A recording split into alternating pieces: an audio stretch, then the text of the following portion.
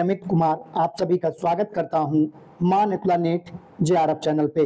साथियों, PhD admission एक और सेंट्रल यूनिवर्सिटी से निकल के आ चुकी है, जहां पे आप केवल पीजी पास है तब भी आवेदन कर सकते हैं। बहुत कम सेंट्रल यूनिवर्सिटी में बिना नेट के मौका मिलता है और यहाँ पर फेलोशिप भी आपको मिलेगा पीएचडी के दौरान। तो बिना नेट के यहाँ पे आप पीएचडी कर सकते हैं और जॉब वाले अगर है तो पार्ट टाइम पीएचडी का भी यहाँ पे मौका है। तो ये शानदार अपॉर्चुनिटी आपको मिला है, आप इसमें जरूर अप्लाई करें।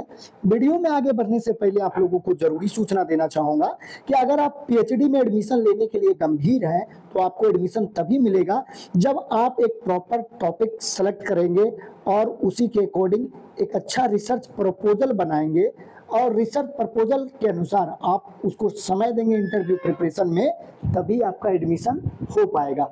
ठीक है, मैंने बहुत सारे नेट जेआरएफ पास स्टूडेंट को देखा है जिनका कि देखते देखते 3 साल बीत गया और उनको कहीं भी एडमिशन नहीं मिल पाया।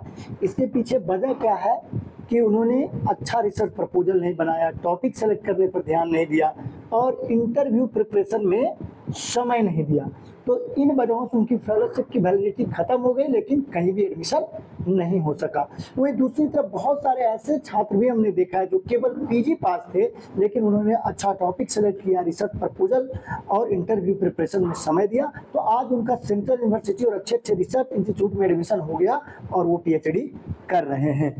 तो मेरा कहने का मतलब है कि आपको एडमिशन तभी मिलेगा जब आप इन चीज़ों पे ध्यान देंगे। हमारा लक्ष्य केवल आपको पीएचडी एडमिशन नोटिफिकेशन के बारे में बताना नहीं है, बल्कि हमारा लक्ष्य यह है कि आपका किसी भी तरह से पीएचडी में एडमिशन हो जाए। तो अगर आपको टॉपिक चूज करने में प्रॉब्लम हो रहा है या रिसर्च प्रपोजल बनाने में प्रॉब्लम हो रहा है कि कैसे बनेगा, उसमें क्या क्या मेन पॉइंट होंगे, उसको किस ऑर्डर में रखना है और आपके रिसर्च प्रपोजल से इंटरव्यू में क्या क्वेश्चन पूछे जाएंगे और उसको कैसे आंसर करना है, तो इन सभी चीजों में आपको हमारी तरफ से हेल्प मिल जाएगा। स्क्रीन पर हमारा व्हाट्सएप नंबर शो हो रहा है, आप चाहें तो मैसेज कर सकते हैं या कॉल कर सकते हैं। ये आप लोगों का अपना चैनल है और आप लोगों के सहयोग और प्यार की वजह से आज हमारा परिवार 56,000 से ज्यादा लोगों का हो चुका है। तो ये आप लोगों के सहयोग के बिना संभव नहीं था और पीएचडी एडमिशन के कैटेगरी में यह एक बड़ा नंबर है और ये कोई इंटरटेनमेंट का चैनल नहीं है। पीएचडी बहुत कम लोग करते हैं, उसमें इतनी बड़ी संख्या,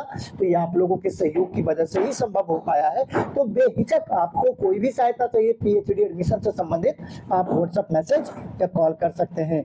अब यहाँ पर देखिए, सबसे पहले जो आप लोग की आती है कि सर फीस कितना लगेगा। ठीक है, तो यहाँ देखिए साइंस सब्जेक्ट वाले का अलग फीस है।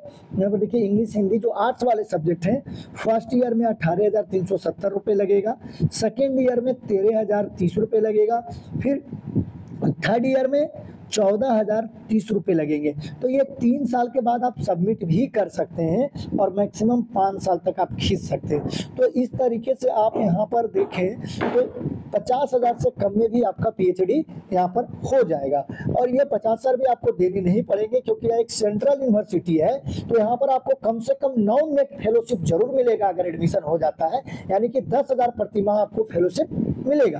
तो अब यहाँ पर हम देख लेते हैं कि सब्जेक्ट कौन कौन सा यहाँ पे अवेलेबल है। ठीक है, और इस विश्वविद्यालय में फुल टाइम और पार्ट टाइम दोनों पीएचडी हो रही है। तो अगर आप जॉब कर रहे हैं तो भी आप यहाँ से पीएचडी कर सकते हैं जॉब करते हुए। तो सब्जेक्ट हम देख लेते हैं, अप्लाइड मैथमेटिक्स, अप्लाइड साइकोलॉजी है यहाँ पे, जिसमें 7 सीटें हैं, बायोटेक्नोलॉजी में 30 है, केमिस्ट्री में 17 है, कॉमर्स में 21 सीटें हैं, कॉमर्स और कंप्यूटर साइंस में 14 सीटें हैं, इकोनॉमिक्स में 27 है, एजुकेशन में 12 सीटें हैं, इंग्लिश स्टडीज़ में भी 12 सीटें हैं, इंग्लिश स्टडीज़ में 8 सीटें हैं और पब्लिक हेल्थ में 7 है, ज्योग्राफी में 3 है, जियोलॉजी में 10 है, हिंदी में 2 सीटें हैं, हिस्ट्री में 3, हॉर्टिकल्चर में 8, लाइब्रेरी एंड इंफॉर्मेशन साइंस में 14 सीटें हैं, लॉ में 3 सीटें हैं, मैनेजमेंट में 12 सीटें हैं और मैथमेटिक्स में 14 सीट है, मीडिया एंड कम्युनिकेशन में 6 सीट है, माइक्रोबायोलॉजी में 5 सीट है और म्यूजिक में यहाँ पर 14 सीटें हैं, फिजिकल एजुकेशन में 12 सीटें अवेलेबल है और फिजिक्स में बहुत ज़्यादा है, 47 सीट है, सोशल वर्क में 8 है, स्टैटिक्स में 11 सीटें हैं, तमिल में 17 सीटें हैं और टूरिज्म एंड हॉस्पिटैलिटी मैनेजमेंट में 10 सीटें हैं। यानी टोटल कुल मिलाकर 364 सीटों पे यहाँ पे नोटिफिकेशन निकल के आया हुआ है। तो साथियों, अगर आपका सब्जेक्ट यहाँ पर नहीं है या आपके सब्जेक्ट में सीटों की संख्या कम है तो कमेंट में आप अपना सब्जेक्ट का नाम और अपना डिस्ट्रिक्ट का नाम जरूर लिखिए, ताकि आपके आसपास से किसी अच्छी यूनिवर्सिटी से आपके सब्जेक्ट में अगर सीटों की संख्या अच्छी खासी हो तो आपको सूचित किया जा सके। तो कमेंट में अपना सब्जेक्ट और डिस्ट्रिक्ट का नाम जरूर लिखिए। ठीक है, यह जो निकल के आया है ये तमिलनाडु सेंट्रल यूनिवर्सिटी से निकल के आया है, सेंट्रल यूनिवर्सिटी ऑफ तमिलनाडु। यहाँ पर पहले आया था नेट वाले के लिए, अभी जो है तो नेट और बिना नेट दोनों अप्लाई कर सकते हैं, एंट्रेंस के कैटेगरी में भी, और जिनका नेट है उनको एंट्रेंस तो यहाँ पे नहीं देना पड़ेगा। तो एलिजिबल कौन लोग हैं? जिनका पीजी में 55% मार्क्स है वो लोग एलिजिबल है यहाँ पे। और यह एक सेंट्रल गवर्नमेंट की यूनिवर्सिटी है, तो यहाँ पर आपको रिजर्वेशन का पूरा लाभ मिलेगा, चाहे आप किसी भी स्टेट के रहने वाले हैं। ठीक है, तो थोड़ा सा यहाँ पर एप्लीकेशन फी ज्यादा है, 2360 रुपए जनरल को लग रहा है, 1770 रुपए जो है यहाँ पे SC ST और PWD को लग रहा है। तो थोड़ा सा फी ज्यादा है।